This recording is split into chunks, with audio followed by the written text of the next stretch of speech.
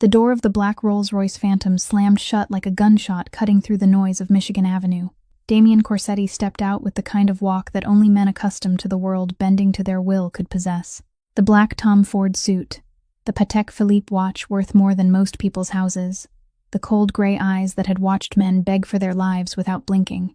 Everything about him screamed power. Everything about him demanded instant respect.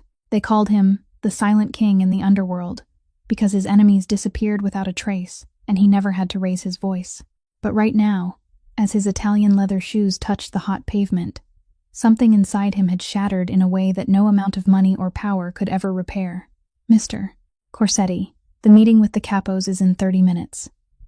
Tommy, his right-hand man, hurried behind him with a phone pressed to his ear.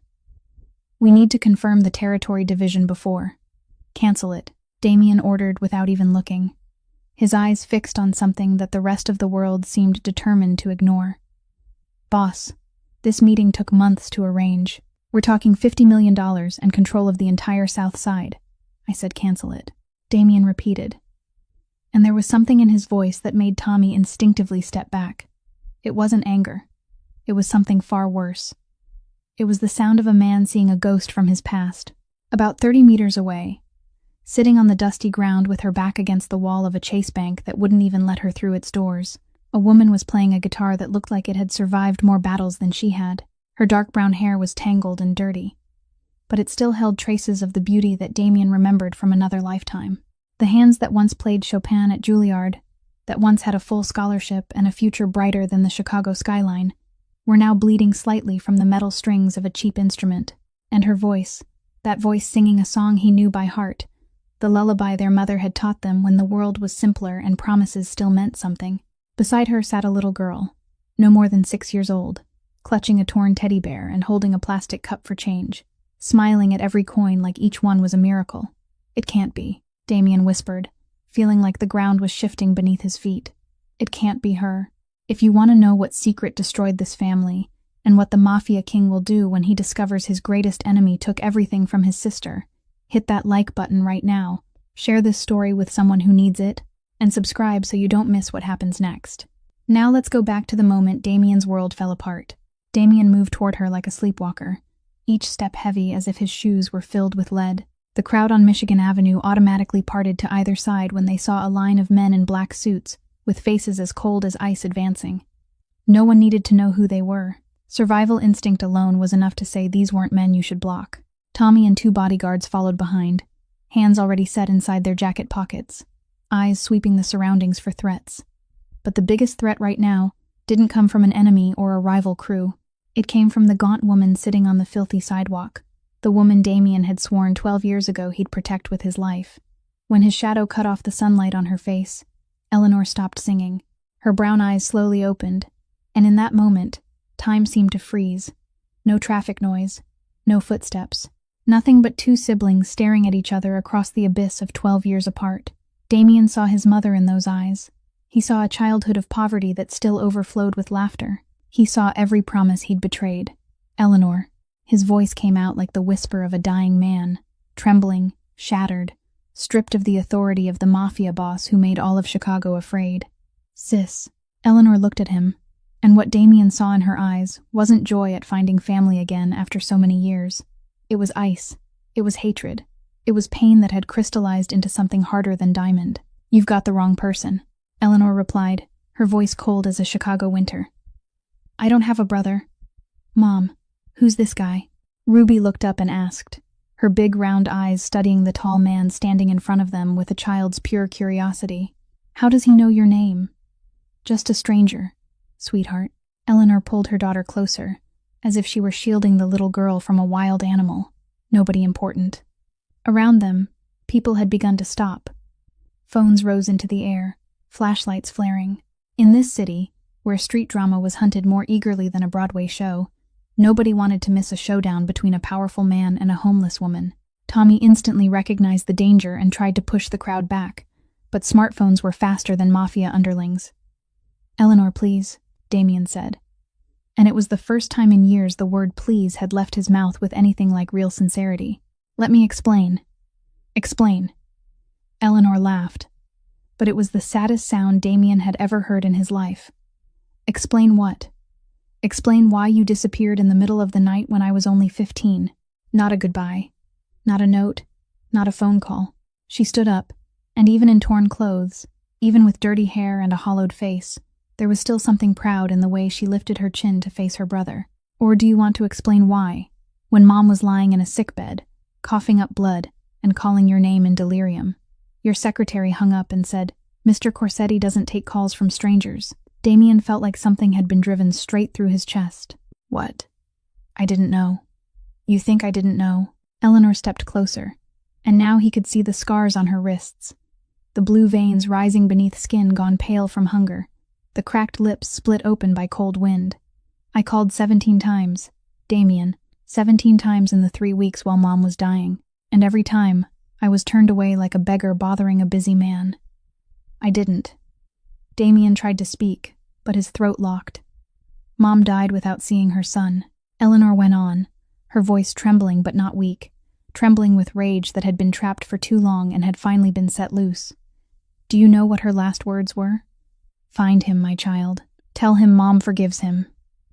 Mom forgave you, Damien. To her very last breath, she still forgave the son who abandoned her. Tears had started to run down Eleanor's cheeks, but she didn't bother to wipe them away. Ruby stood beside her, clutching a torn teddy bear, not understanding what was happening but knowing her mother was hurting. The crowd stayed silent, phones still recording, but nobody dared to breathe too loudly. Tommy stood a few yards away, his face drained white. It was the first time he'd ever seen his boss taken down without a gun or a knife. "Sis," Damien whispered, and his voice wasn't the silent king anymore, just the voice of a man watching his world collapse. "I'm sorry. I didn't know. Sorry." Eleanor wiped her tears with the back of her dirty hand, leaving a dark smear across her cheek. You think sorry can change anything? Can it bring Mom back? Can it erase 12 years of me facing everything alone? She shook her head and smiled bitterly. But that still isn't the worst thing that happened to me because of you. The worst thing, Damien repeated, his voice rough and hoarse. Eleanor glanced down at Ruby, standing beside her, and her eyes softened for a brief moment as she looked at her daughter, then hardened again the instant she turned back to her brother. "Sweetheart, can you cover your ears for Mommy? Mommy needs to have a grown-up talk with this man." Ruby obediently raised both hands to cover her ears, but her big round eyes still stared at Damien with a child's unfiltered curiosity.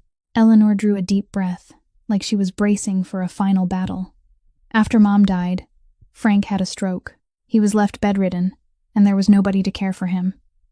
I was 18, facing hospital bills, rent, food, all on my own. I lost my Juilliard scholarship because I couldn't focus, couldn't get to class when I had to run between the hospital and 3 part-time jobs. She gave a bitter laugh. I had a future, Damien. I had dreams. And it all collapsed because you weren't there. Damien wanted to say something, wanted to explain, wanted to apologize one more time, but his throat felt like it was being crushed shut.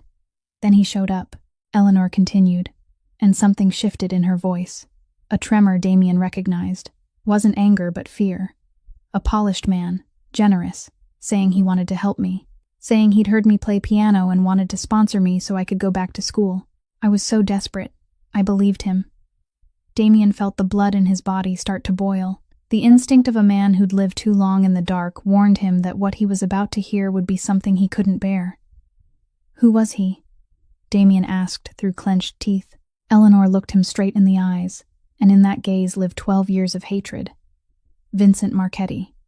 The name rang out like a gunshot through Damien's heart. Vincent Marchetti, his sworn enemy in Chicago's underworld, the Mafia boss who controlled the South Side, the man who'd tried to kill him more times than Damien could count, the man Damien had sworn to destroy at any cost, and only now did he learn that man had touched his sister. "You know him?"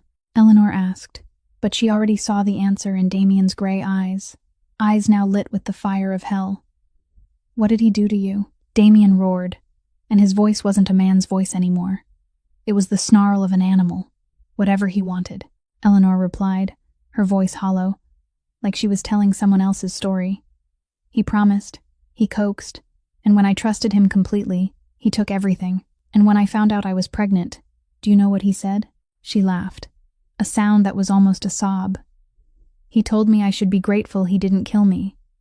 He said I was just a message to my brother, that one day, when Damien Corsetti saw what his sister had become, he'd know what it felt like to lose everything. Then he threw me away like trash. Damien couldn't breathe. The world around him blurred, and all that was left was his sister's face and the words she'd just spoken. Ruby, the child standing beside her with her hands still over her ears, the niece he'd only just learned existed, was the daughter of his most ruthless enemy. The living result of the crime Vincent Marchetti had committed against his sister. To punish him. "I'm going to kill him," Damien said, his voice cold as ice, but every word burned with hate. "I'm going to tear him apart piece by piece." Eleanor stepped back one pace, pulling Ruby with her. "You think I need anything from you? Your money, blood money, your protection, when you're the reason I fell into his hands. No, Damien Corsetti, I don't need anything from you. I've survived the last 6 years without you, and I'll keep surviving." She bent down, picked up the old guitar, and took Ruby's hand. "Come on, sweetheart." The crowd parted as mother and daughter walked away, and Damien stood there like a statue, unable to move, unable to speak. Tommy came closer. "Boss, the video's already spreading. People recognize you. We need to leave now." But Damien didn't hear a thing. He only watched the thin, fading shape of his sister and the small child beside her disappear into the crowd. And he knew that from this moment on, Eleanor and Ruby weren't just facing hunger and despair. They were standing in the line of fire of a war he'd sparked himself. At the same time, down in the south of the city, inside the Black Orchid nightclub, buried deep in territory the Chicago police didn't dare set foot in, Vincent Marchetti sat back in a chair upholstered in blood-red velvet. Around him were pounding music and girls dressed in almost nothing, but his eyes, black as tar, were locked on his phone screen. The video was spreading at a dizzying speed across social media.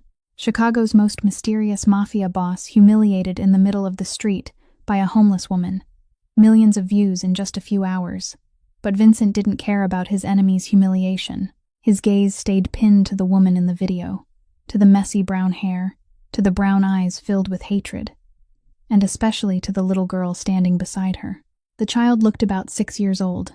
Exactly 6 years ago, he'd thrown Eleanor Corsetti away like a toy he'd gotten bored of. He remembered her sobbing as she said she was pregnant.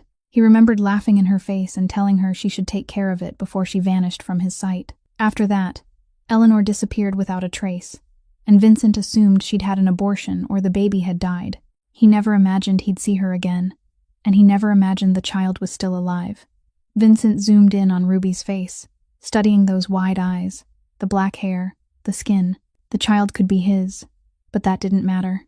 What mattered was that now he held the perfect weapon to destroy Damien Corsetti. The Silent King's sister and niece were drifting through the streets with nobody to protect them, easy as picking up a dead leaf. "Find that girl for me," Vincent ordered the underling standing behind him, his voice cold as a venomous snake. "And remember, don't damage her. I've got plans for her." The next morning, when the first sunlight slipped between Chicago's high-rises, Eleanor led Ruby through the dark alley behind the Pacific Garden Mission Church, toward the free food line. She hadn't slept all night. Damien's face kept haunting her, and old pain kept drilling deeper into her heart. Ruby was hungry, so they had to get up early to line up before the food ran out. The alley was empty and dim, the stench of rotting garbage thick in the air. "Mom, I'm scared." Ruby squeezed her mother's hand, her anxious eyes darting around. "It's okay, sweetheart. Just a little farther." Eleanor soothed her, but the instinct of a mother who'd survived 6 years on the streets was sounding an alarm. Something was wrong. She shoved Ruby behind her just as 2 dark figures stepped out from the shadows and blocked their path. 2 big men with scarred faces, flick knives flashing in their hands. Eleanor Corsetti. Right. One of them grinned, showing yellow teeth. "Someone wants to see you. Come with us, and don't make it hard." Ruby screamed and clung to her mother's leg. Eleanor planted herself in front of her daughter, her eyes steady even as her heart slammed wildly in her chest. 6 years on the street had taught her that fear was a luxury people like her weren't allowed to have. "Go!" she shouted, and shoved Ruby backward. "Ruby, run!"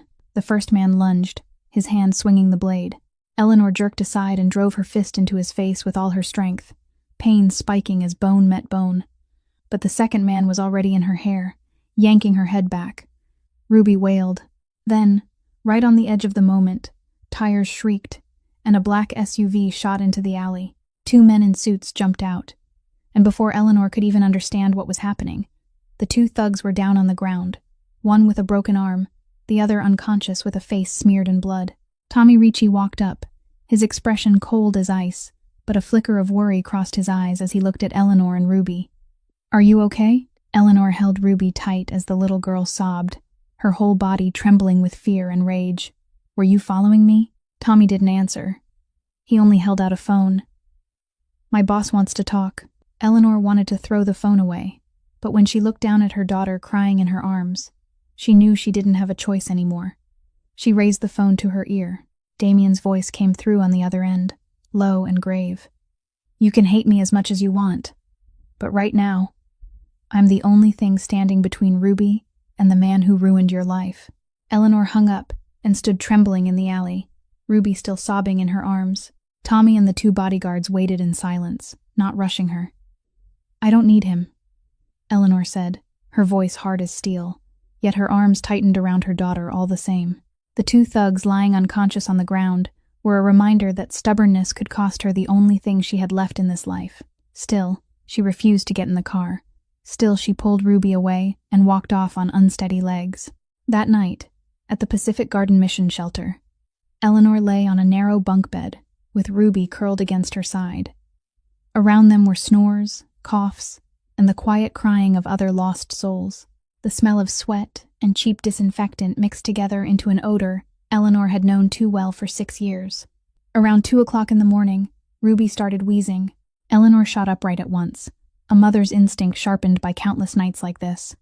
She lifted her daughter to sit up, letting Ruby lean against her chest so she could breathe a little easier. "Mom," Ruby rasped, her eyes full of fear in the dark. "I can't breathe." "Shh. Mommy's here. Breathe slow, sweetheart," Eleanor whispered, forcing her voice to stay calm even as her heart hammered wildly. She knew Ruby needed her asthma inhaler, but the last one had run out the week before, and she didn't have the money to buy another. One albuterol inhaler cost nearly $50, the same as a whole week of what she made singing on the street. Ruby's breathing grew heavier, each breath a battle. Eleanor held her through the night, singing the lullaby their mother used to sing, tears slipping silently into the darkness. She remembered Maggie's voice in her final days, when illness had stolen almost all her strength, yet she still tried to speak to her daughter. "Ellie, my girl, sometimes accepting help isn't weakness. It's courage. Courage for the people you love." When the first light of dawn filtered through the shelter's dirty window, Ruby had finally fallen asleep in her mother's arms, her breathing still heavy but not as dangerous as it had been in the night. Eleanor looked at her daughter's small face, saw the grime on her cheeks, the mosquito bites on her thin arms, and she knew she couldn't keep living like this. Her pride didn't matter more than Ruby's life. She pulled out the phone Tommy had slipped into her coat pocket before she walked away yesterday, and she dialed the only number saved in it. Damien picked up on the first ring, as if he'd been awake all night waiting. "I'll let you protect Ruby," Eleanor said, her voice flat and exhausted. "But it doesn't mean I forgive you. It doesn't mean I trust you. It's only for her. I understand." Damien's voice was low and steady. "Tommy will pick you and Ruby up in 30 minutes. An hour later, Eleanor stood in front of the penthouse door on the top floor of one of Chicago's most luxurious buildings, Ruby clutching her hand and her torn teddy bear. The door opened, and Ruby's mouth fell open. The penthouse looked like a palace through the eyes of a 6-year-old who'd never lived in a room with a door that could close. Ruby let go of her mother's hand and ran inside, spinning in the living room, her eyes glittering. "Mom, it's so big in here. There are windows. There's a sofa. There's a huge TV." Damien stood by the window, his gray eyes following his niece with an expression Eleanor couldn't read. He'd traded his expensive suit for a black shirt and tailored slacks, a little less intimidating, but he still carried a kind of power that made the air in the room feel thicker. "There's a room just for Ruby," Damien said, his voice still cool, but his gaze softened as he watched the child dart around on the east wing. Eleanor wanted to refuse, wanted to say they didn't need a private room, didn't need this kind of luxury, but Ruby had already run to the bedroom door and shrieked in delight. "Mom, there's a princess bed. There are dolls. There's even a toy castle." Eleanor looked into the room Damien had prepared and saw a pink castle-shaped bed, dolls lined neatly on a shelf, toy boxes still sealed. Everything Ruby had never even dared to dream of. "When did you do all this?" Eleanor asked, her voice edged with confusion. "Last night," Damien answered, short and simple. Ruby was talking to a doll now, her little voice bright and bubbly, as if 6 years on the streets had never happened. Then she looked up at Damien, tilting her head with a child's curious honesty. "Mister, why don't you smile? Mommy says people who don't smile are sad. Are you sad? You look really scary. Can I call you Uncle Scary?" Eleanor almost choked. She waited for Damien to get angry, to turn cold and walk away like the Mafia bosses in the movies. But what happened next stunned her. Damien Corsetti, the silent king, the man who made all of Chicago tremble, laughed. Not a forced laugh, not the chilly smile of a man with power, a real laugh, rising from deep in his chest, lighting up his gray eyes and smoothing the lines on his forehead. "Uncle Scary," he repeated, still laughing. "All right, I'll take it." Eleanor stood there, watching that moment, and something in her chest shook loose.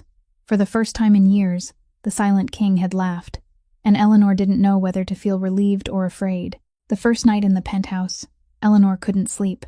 She lay on the softest bed she'd ever touched in her life, in a spacious room with silk sheets and thick curtains that shut out the city's glow, yet the unfamiliarity of it all made her feel like she couldn't breathe.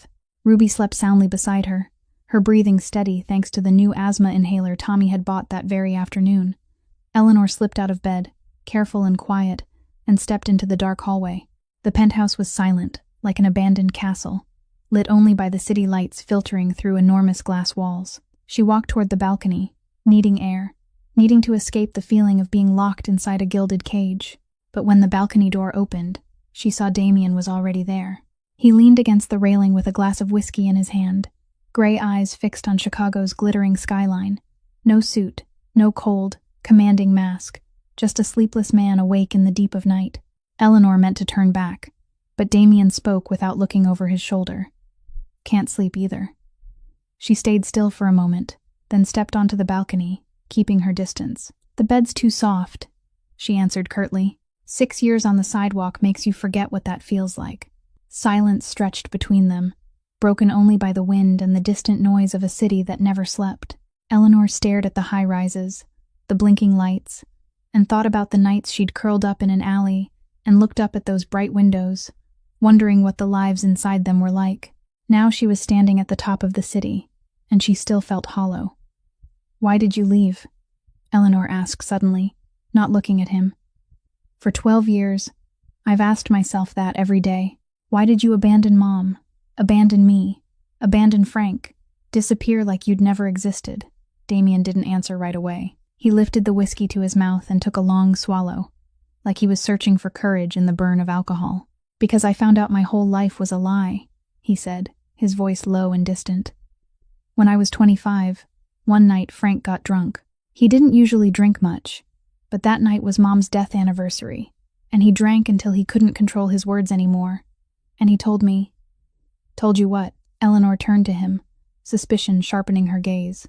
"That for years, he'd been blackmailing a man. A rich, powerful politician." Damien set the glass down on the railing, both hands gripping the iron hard. "I didn't believe it, so I investigated. And I found out who that man was." Eleanor felt something icy slide down her spine. "Who?"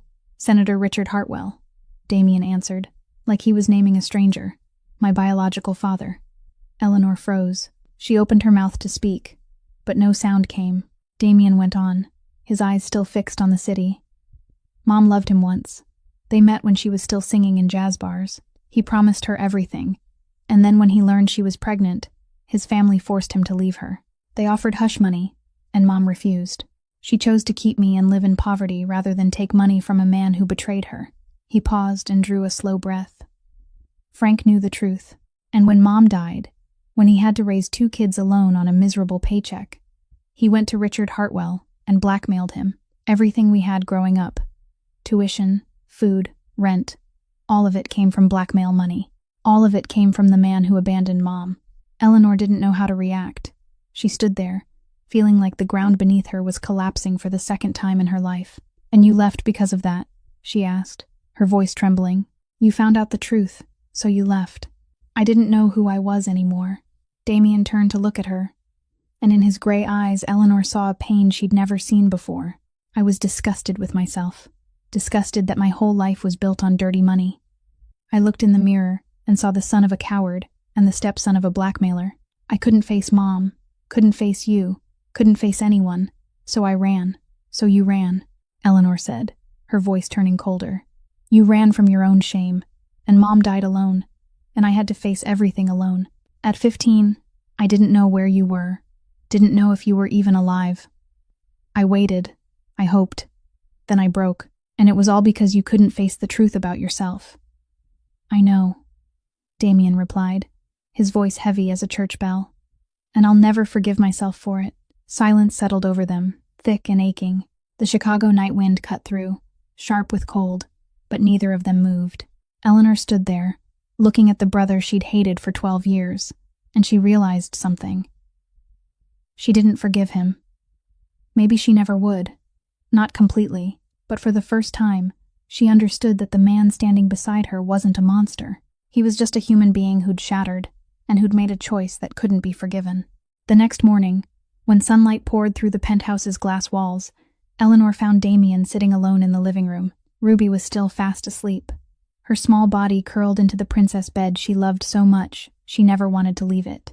Eleanor paused in the doorway for a moment, watching her brother sit there with a cold cup of coffee in his hand, his eyes fixed on nothing at all. Last night's conversation had changed something between them. Not forgiveness, but a door cracked open. Do you want to know what happened after you left? Eleanor asked, her voice no longer as sharp as before, yet still careful, still distant. Damien looked up and nodded without speaking. He set the coffee down, bracing himself for what he knew would hurt the most. Eleanor walked in and sat across from him, her gaze drifting to the window like she was staring straight into the past. Mom fell apart after you disappeared, she began, her voice flat, like she was telling someone else's story. She didn't eat. She didn't sleep. She just sat by the window waiting for you to come home. Her lung disease had already been weak from those years singing in smoke-filled clubs, and now it worsened fast. I was 17, going to school and working 3 part-time jobs just to buy Mom's medicine. Mornings I went to class. Afternoons I waited tables at a cafe. Nights I washed dishes at a restaurant. Then I came home and took care of Mom. I slept an average of 3 hours a night. Damien sat motionless, each word from Eleanor cutting into his chest like a knife. We called your office, Eleanor continued, and her voice began to shake. Frank found the number somewhere. I called 17 times in 3 weeks, and every time your secretary blocked me. She said Mr. Corsetti was busy. Mr. Corsetti was in a meeting. Mr. Corsetti doesn't take calls from people without appointments. I begged. I cried. I said Mom was dying. She hung up on me. I didn't know, Damien whispered, his voice catching. I swear to you, I didn't know. Does that change anything? Eleanor turned to him, her eyes red and wet. Mom still died. She died when I was 18, alone at her bedside because Frank was exhausted and had to go home for a few hours of sleep. I held Mom's hand and watched her take her last breath. She paused, tears already spilling, but she didn't bother to wipe them away. Do you know what Mom's last words were? Damien shook his head, not daring to look his sister in the eyes. She said, "Find him, my child. Tell him Mom forgives him." Eleanor's voice broke. To the very end, when she barely had the strength to breathe, she still thought about you. She still forgave the son who abandoned her. And then something happened that nobody in that penthouse had ever seen. Damien Corsetti, the silent king, the man who made Chicago's entire underworld tremble, cried. It wasn't a quiet tear or a few restrained drops. It was a sob that burst up from deep in his chest, the grief of a man who'd held pain too long and finally couldn't carry it anymore. He bowed his head, both hands covering his face, his shoulders shaking in waves. "Mom," he whispered through the choking sound of his tears. I'm sorry. Eleanor sat there, not knowing what to do. She'd imagined this moment for 12 years, imagined seeing her brother break, imagined getting revenge with the truth. But watching Damien collapse in front of her now, she didn't feel satisfied. She only felt an endless sadness. Nobody noticed Ruby had woken up and was standing in the living room doorway, her wide eyes fixed on the man who was crying. She walked forward on tiny feet, her torn teddy bear pressed to her chest, and stopped in front of Damien. "Uncle Scary, don't cry," Ruby said, her child-clear voice cutting through the room. "Mommy says crying is how you let the sad things go. Let it go, Uncle." Then she did something nobody expected. Ruby stepped closer and hugged Damien, her small arms wrapping around the neck of the big man. An awkward hug, but honest. The hug of a child who knew nothing about hatred or the past. Damien froze for a second. Then his arms slowly came around his niece, holding her tight as if she were the only lifeline in a stormy sea. Eleanor stood in the doorway, tears running down her cheeks. And in that moment, 3 broken people began to find their way back to one another. 3 days passed in the penthouse, like a strange dream for Eleanor. Ruby adapted quickly to the new life, running all over the apartment, talking to her dolls, and clinging to Uncle Scary whenever she got the chance. Damien stayed cold and quiet.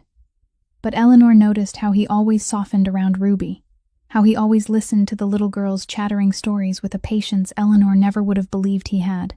Everything felt almost peaceful, until that afternoon. Tommy walked into the penthouse with a pale face, holding a small box wrapped in black paper.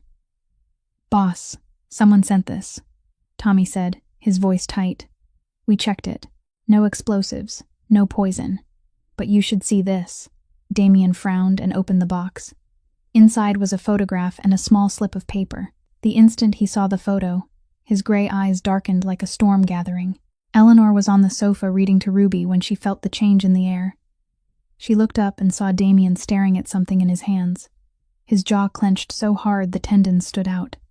"What is it?" Eleanor asked, setting the book down. Damien didn't answer. He walked over and held out the photo. And Eleanor's heart seemed to stop. It was a picture of her, taken 6 years earlier. She was sitting at a piano at Juilliard, her hair falling long, her smile bright with the hope of a young girl who still believed in a future. The photo had been taken from a distance, as if someone had been watching her without her knowing. And on the back, in handwritten words, it said, "She was so beautiful that night. I still remember." Eleanor dropped the photo, her hands shaking violently. "It's him," she whispered, her voice catching. "He knows I'm here." Ruby looked at her mother with worried eyes. "Mommy, why are you shaking? Are you scared?" Eleanor forced herself to steady her breath and pulled her daughter into her lap. "It's okay, sweetheart. Mommy's just a little cold." Damien had already turned away, phone to his ear, his voice icy as he issued orders. "Double the guards. Nobody in or out of this building without screening. Monitor every camera within 2 miles. And find out who delivered this." Over the next days, the penthouse became a fortress. Bodyguards stood at every corner, more security cameras were installed, and Eleanor and Ruby weren't allowed to step outside the apartment even once. By the 3rd day, Eleanor couldn't take it anymore.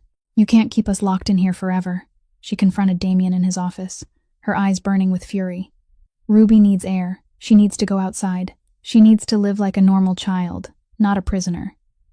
"Vincent Marchetti is out there," Damien replied, his voice unmoving. "He knows you're here. He's waiting for an opening, and I'm not giving him one." "Then how long?" Eleanor snapped. "A week, a month, a year. I can't live like this, Damien. I've spent 6 years running from him. I don't want to keep running inside my own home." "This isn't your home," Damien said coldly, and the moment the words left his mouth, he knew he'd said the wrong thing. Eleanor staggered back like she'd been slapped. "Right," she said, her voice bitter. "This is your cage, and we're just the birds you keep locked up to soothe your conscience. I get it." She turned and walked out, slamming the door behind her. Damien stood alone in his office and slammed his fist down on the desk, knocking a glass of water to the floor where it shattered into pieces. Right then, Tommy knocked and came in, his face even tenser than usual. "Boss, we've got bad news." Damien looked up, his eyes bloodshot. "Vincent has put it out there. About your origins. He told the entire underworld that the Silent King is really the bastard son of a senator. That you grew up on blackmail money. That your blood isn't Mafia blood at all. It's diluted political blood." Damien stood frozen, turned to stone. "Some of the capos are wavering." Tommy continued, his voice heavy.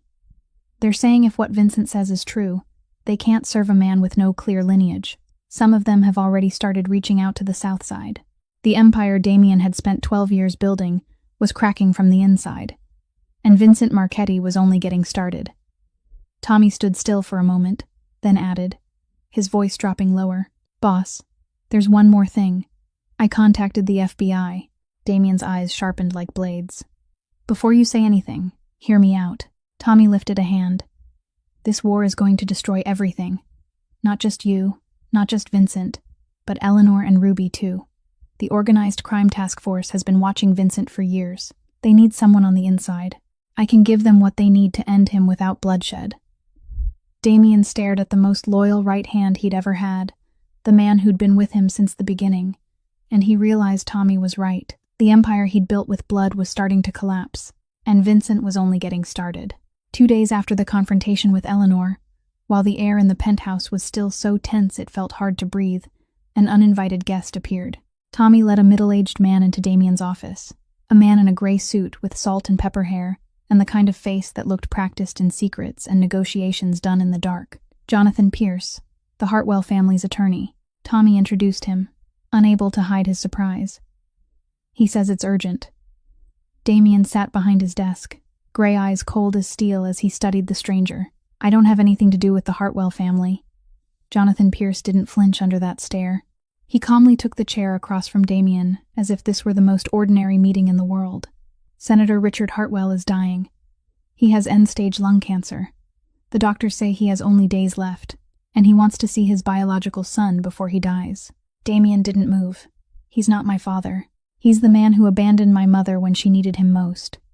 Pierce sighed and pulled a thick envelope from his briefcase. I understand your anger, but there's something you need to know. Vincent Marchetti has proof of your origins, not rumors, documents, photos. Everything needed to prove you're Richard Hartwell's illegitimate son. Damien stayed silent, but his eyes sharpened. He's planning to use it not only to destroy you in the underworld, Pierce went on. He's planning to take it public, turn you into the center of a scandal, drag the Hartwell family into the storm. And when that happens, it won't just be your empire that collapses. Eleanor and Ruby will be dragged into the public spotlight too. Everything about her past will be dug up. The room fell into a heavy silence. Damien knew Pierce was right. Vincent didn't just want him dead. He wanted total ruin. Nothing left behind. The senator can help stop it, Pierce said. He still has influence. He still has people loyal to him, but he wants to see you first. Just once. That afternoon, Damien stood outside a hospital room at Northwestern Memorial Hospital, where the smell of disinfectant blended with the smell of death drawing close. He'd been standing there for 10 minutes without stepping inside, his hand clenched into a fist. Finally, he pushed the door open. Richard Hartwell lay in the bed, so thin he barely looked like the powerful senator who had once made all of Washington cautious around him. Wrinkled skin clung to bone. His eyes were sunken, but when he saw Damien enter, those eyes lit with something like hope and pain. You came, Richard whispered, his voice weak and rasping. Thank you, son.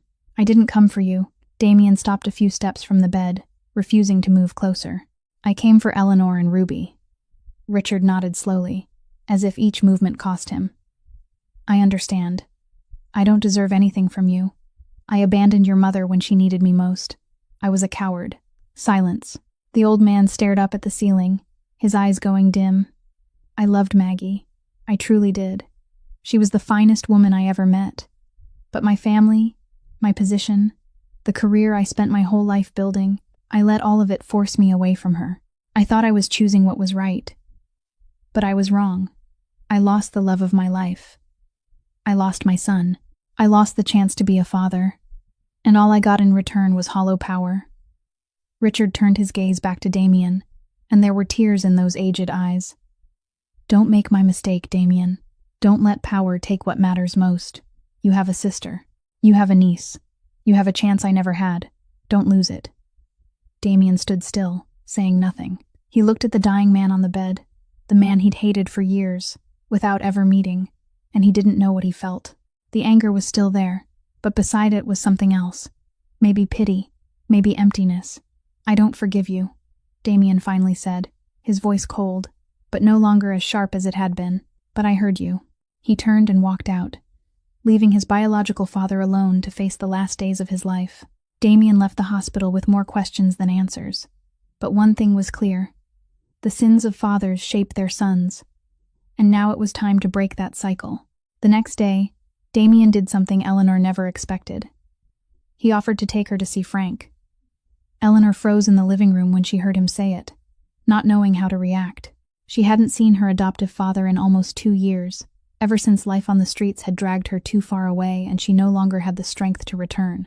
"I don't even know if he'll recognize me anymore," Eleanor whispered, her voice heavy with guilt. "I abandoned him, Damien.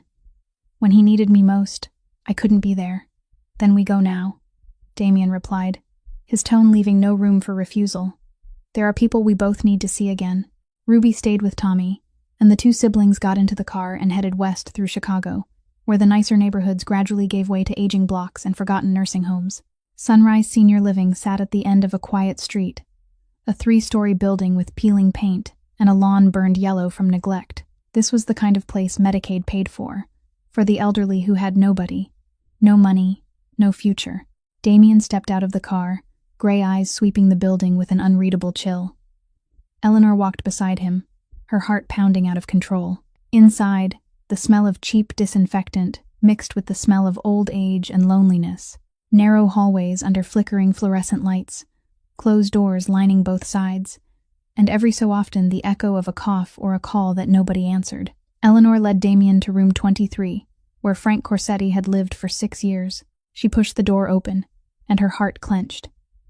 Frank lay in bed, the entire left side of his body motionless after the stroke years ago. He was so much thinner than the last time Eleanor had seen him, skin stretched over bone, hair white and sparse.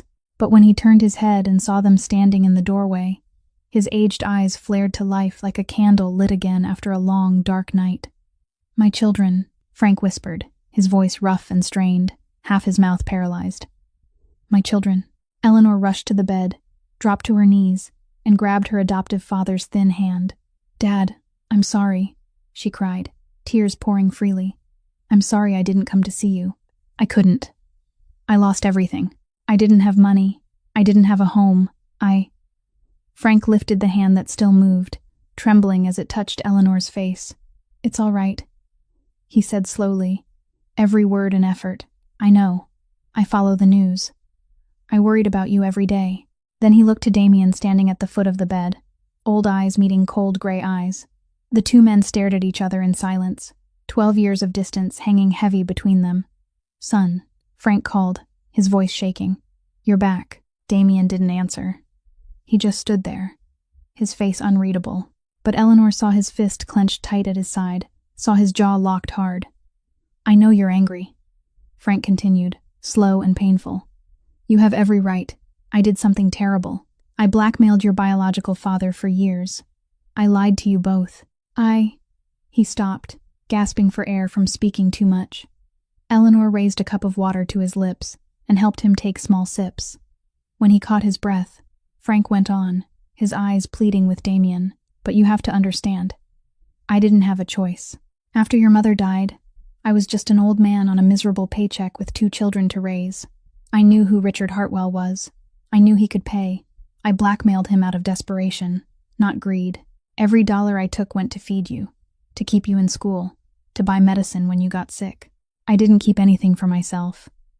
Silence filled the small room under the weak yellow light. Eleanor looked up at her brother, waiting for his reaction. Damien still didn't move, but she saw something changing in his eyes, the cold layer beginning to melt. "Dad was wrong." Eleanor spoke up, her voice gentle but steady.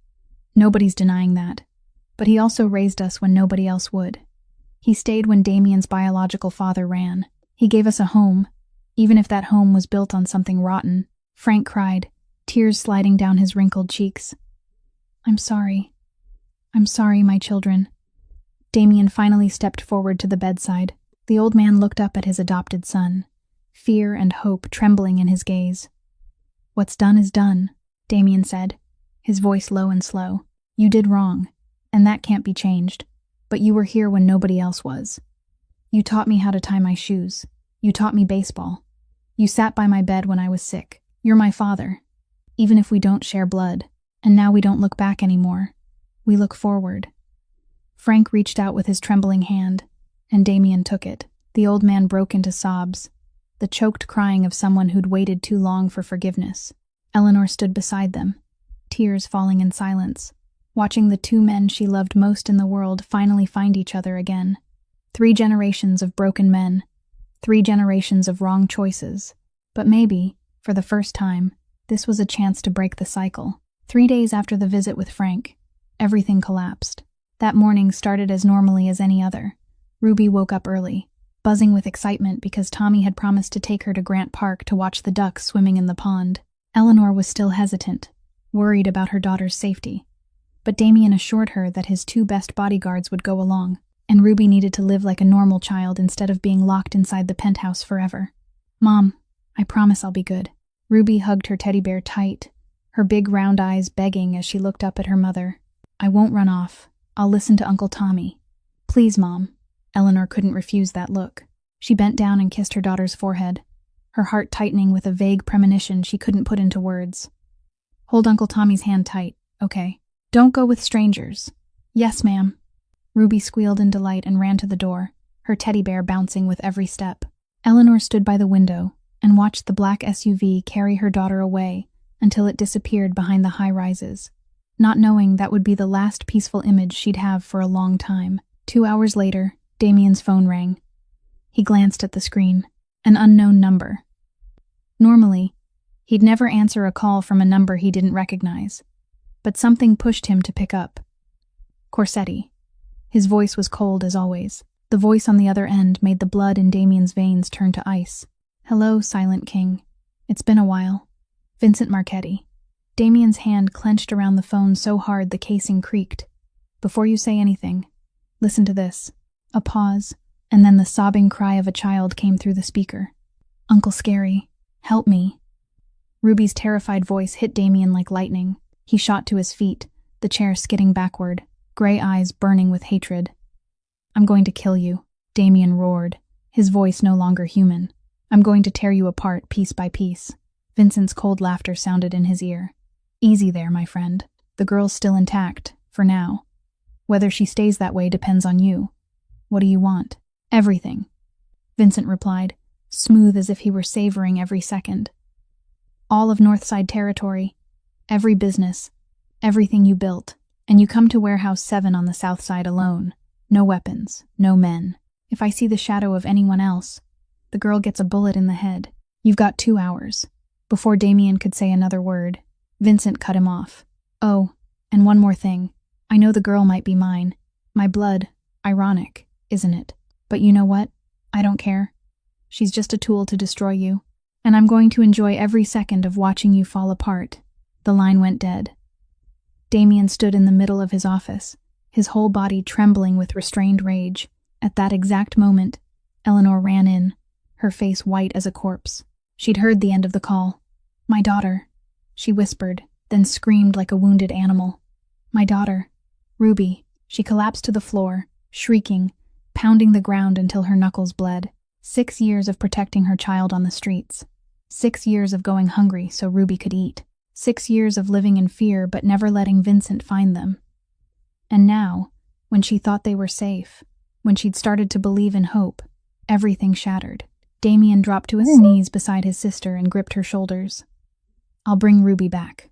I swear it. Do something," Eleanor screamed, clutching his shirt, her eyes wild with pain. "Do anything. Save my child. She's all I have." Damien stood, his gray eyes no longer cold, now burning with decision. He called Tommy in and gave a short command.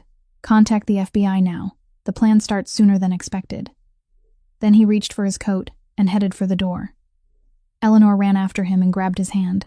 It was the first time she'd reached for him since the day they reunited. Her hand was icy and shaking, but she held on like she couldn't let go. "You have to come back," Eleanor said, her voice breaking, but her eyes locked onto his. "Do you hear me? You owe me a whole lifetime to make this right. You don't get to die before you've paid it back." Damien looked at his sister and saw that her eyes weren't only hatred anymore.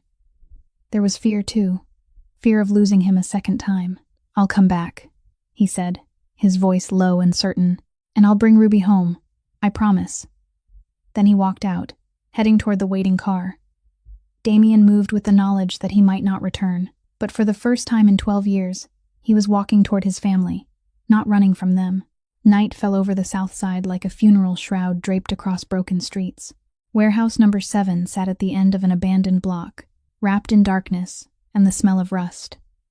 Damien parked a block away and stepped out alone, just as he'd promised.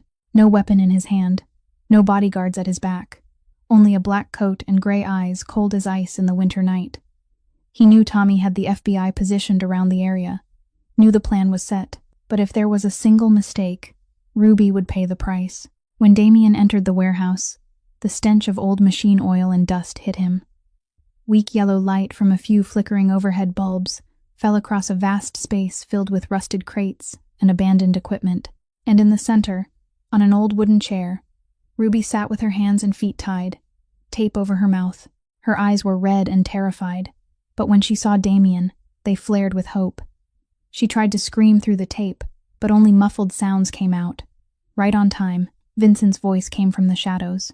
He stepped forward, flanked by 4 men with guns in their hands. Vincent Marchetti looked like a successful businessman in an expensive gray suit, with hair slicked perfectly back. But his black eyes burned with a madman's light. "I thought you'd try something." Vincent laughed, moved closer to Ruby, and placed a hand on her head, making the child shrink away. "But you really came alone. Family makes people stupid, doesn't it?" "Let her go," Damien said, his voice so calm it was terrifying. "You want something, I'll give it. But first, let her go." Vincent tilted his head, the smile on his mouth widening. "You know, Corsetti, this is the moment I've waited for all these years. Watching the silent king kneel for a little kid and a street whore." Damien didn't move, didn't lash out even though Vincent's words poured like acid into an open wound. He'd learned how to master emotion in the underworld, and now he used every scrap of that control to keep himself from lunging across the space and crushing the man's throat. "She was 18 when you came to her," Damien said slowly. 18. Lost her mother, lost her brother, left with nothing. "And what did you do?" Vincent threw his head back and laughed, the sound echoing through the warehouse. "I taught her a lesson about real life. She was beautiful, you know. Naive. Easy to fool. I promised her things. I lured her in. And when I got bored, I threw her away like trash." He leaned toward Damien, dropping his voice lower.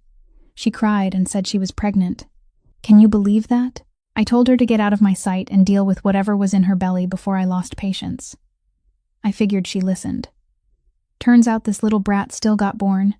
He looked at Ruby with cold indifference. "Maybe she's mine. Maybe she isn't. But I don't care. She's just a tool to destroy you."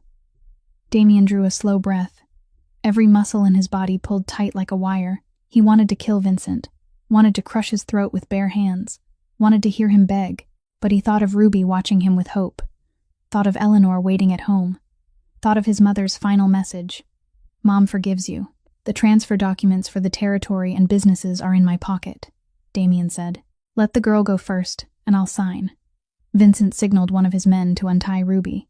The moment she was free, she ran straight to Damien, clutched his leg, and sobbed hard.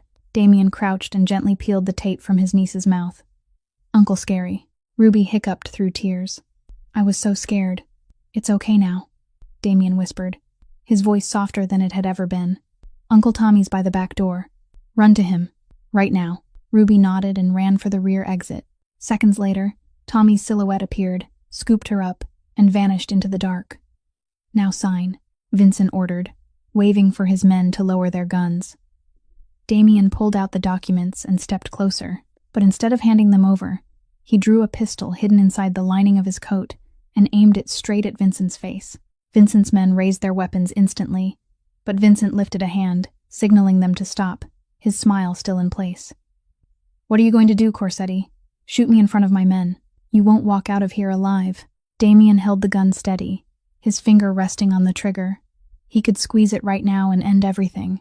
Vincent would die, and Damien would die too, but at least the man who'd hurt his sister would pay.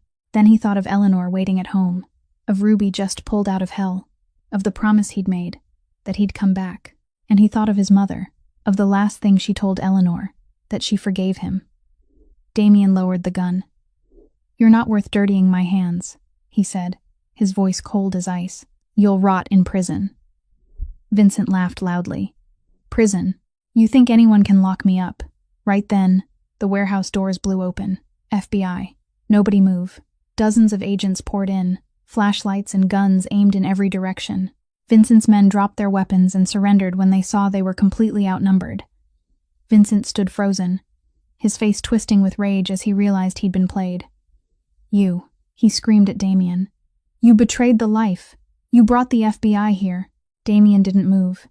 He watched as his enemy was cuffed, saying nothing. Tommy stepped in and nodded to the lead agent. He'd given the FBI enough evidence of Vincent's crimes over the past weeks, enough to put him away for life. I'll kill you. Vincent howled as he was dragged off. I'll kill your whole family. You hear me, Corsetti. But Damien didn't hear anything anymore. He stood there, watching the man who'd ruined his sister's life hauled away in handcuffs, and he didn't feel the satisfaction he'd imagined he would. Only emptiness, and a thin thread of relief. The Silent King chose silence one last time, not to kill, but to let justice speak instead. Northwestern Memorial Hospital glowed in the middle of the night as the black SUV pulled up to the emergency entrance. Tommy carried Ruby inside at a run, the little girl already asleep from sheer exhaustion after the terrifying hours of being taken. Damien followed behind, his coat still dusted from the warehouse, his gray eyes heavy with fatigue. Eleanor was waiting in the lobby, her face drained pale and her eyes swollen from crying. The moment she saw Tommy come in with her daughter, she lunged forward like she'd lost all reason. "Ruby, my baby," she screamed, her trembling hand touching the sleeping child's cheek. Ruby's eyes fluttered open, her big round gaze fixing on her mother for a second as if she couldn't believe what she was seeing, and then she broke into sobs. "Mom," Ruby wailed, her small arms locking around Eleanor's neck. "Mom, I was so scared. A bad man took me. He threatened me. I called for you and you couldn't hear me." Tommy lowered Ruby, so mother and daughter could hold each other. Eleanor sank to her knees on the cold hospital floor, clutching her child like she was afraid someone would snatch Ruby away again. She cried without sound, tears soaking into the small hospital gown at her shoulder. "Mommy's here," Eleanor whispered through shaking breaths. "Nobody's taking you again. Mommy's never going to let anyone hurt you again." Damien stood a few steps away, his back against the wall, watching the two of them reunite. He wanted to come closer, wanted to hold them, but his feet felt nailed to the floor. He didn't know what right he had to be there, didn't know if Eleanor even wanted him in this sacred moment. A doctor came and took Ruby for an exam. Eleanor went with her, gripping her daughter's hand and refusing to let go. Damien sank into a waiting chair in the empty hallway, head bowed, hands laced together. An hour later, Eleanor stepped out of the exam room with Ruby in her arms. The child had been washed clean, dressed in an oversized hospital outfit, and she was chewing a piece of candy a nurse had given her.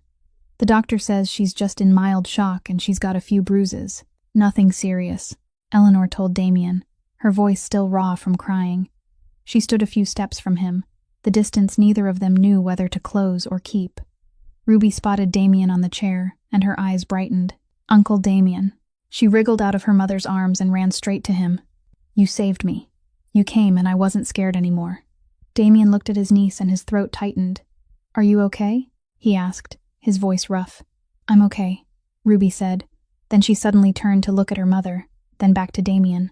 "Uncle Damien, why are you sitting all alone? Come here and hug me and Mom." She grabbed Damien's hand and tugged. Damien looked up, his eyes meeting Eleanor's. She stood there, her brown eyes still red and wet, and he couldn't tell what she was thinking. Then Eleanor nodded, softly, just one small nod, but it was everything Damien needed. He stood and stepped closer. Ruby held both adults' hands and pulled them toward each other. "Hug," she ordered in that clear, innocent child voice. "Like in the movies Mom lets me watch." And for the first time in more than 12 years, the three of them held each other like a family. Ruby in the middle, small arms around both her mother and her uncle. Eleanor and Damien on either side, saying nothing, letting the moment exist. It wasn't full forgiveness. Not yet, but it was a beginning. In the weeks that followed, everything changed quickly. Damien spent night after night in his office, signing papers, meeting lawyers, sitting through meetings with partners. He sold off businesses tied to the underworld, shut down illegal operations, cut ties with the capos who used to serve him. The Silent King disappeared as if he'd never existed.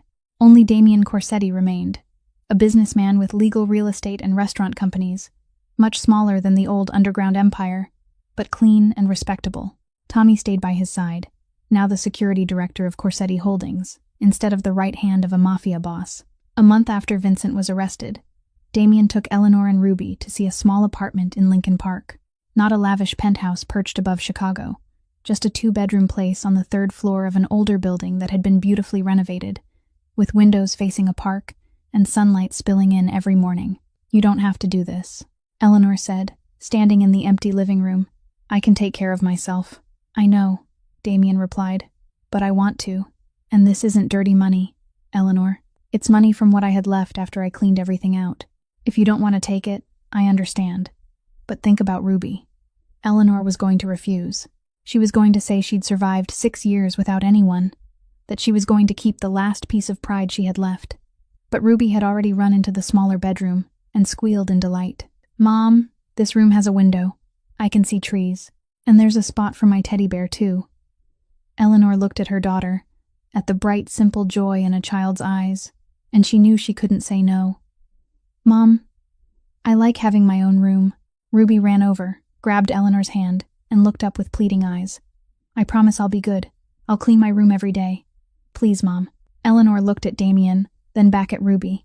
"All right," she said, her voice soft as breath. "We'll live here." Ruby squealed and threw her arms around her mother. Damien stood in the doorway, and for the first time in years, a faint smile touched his mouth. Not the smile of a man who'd won, just the smile of someone who'd finally found the way home. It wasn't forgiveness, not yet, but it was a beginning. A week after Eleanor and Ruby moved into the new apartment in Lincoln Park, Damien did the one thing he'd put off for far too long. He went to Sunrise Senior Living, where Frank was still lying in that small room under weak yellow light and the smell of cheap disinfectant. But this time, he didn't come to visit. He came to take his adoptive father out. Frank didn't understand what was happening when 2 men in medical uniforms rolled a gurney into the room. "What are you doing?" he asked Damien, his voice rough and anxious. "Moving you somewhere else," Damien answered shortly. "Somewhere better." The new care facility was in the northern suburbs of Chicago, a clean building with green gardens and a professional nursing staff. Frank's room was twice the size of the old one, with a large window looking out on a row of maple trees, and most importantly, a daily physical therapy program to help him regain some of what the stroke had stolen. "Where did you get the money?" Frank asked as they settled him into the new bed, his aged eyes scanning the bright room in disbelief. "I don't want you spending money on me." "I told you. What's done is done." Damien pulled a chair up beside the bed. "Let me handle it." Ruby visited Frank every weekend.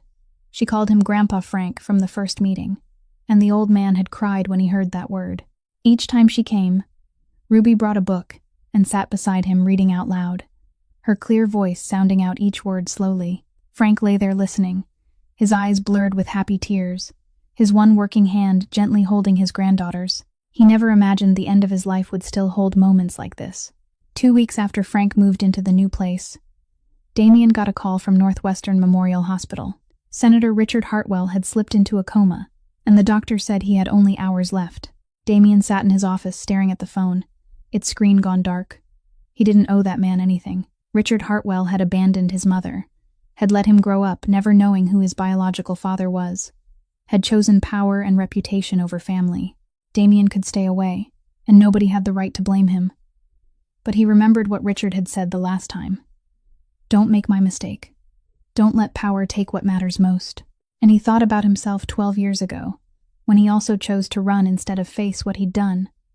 Damien drove to the hospital in the rainy night. When he stepped into the room, Richard lay there, his body thin as a skin-covered skeleton, wires and tubes running to machines that beeped in a steady rhythm. The old man opened his eyes at the sound of footsteps, and in those clouded eyes Damien saw a small flare of light. "Son," Richard whispered, his voice so weak it was almost silent. "You came." Damien pulled a chair close to the bed and sat down without speaking. "Thank you," Richard said, each word a last effort. "Thank you for coming. I don't deserve it." The old man reached out a hand, trembling and frail. Damien stared at that hand for a long time, then slowly took it. Richard said nothing else. He only held his son's hand and closed his eyes. The machines kept beeping in the quiet room.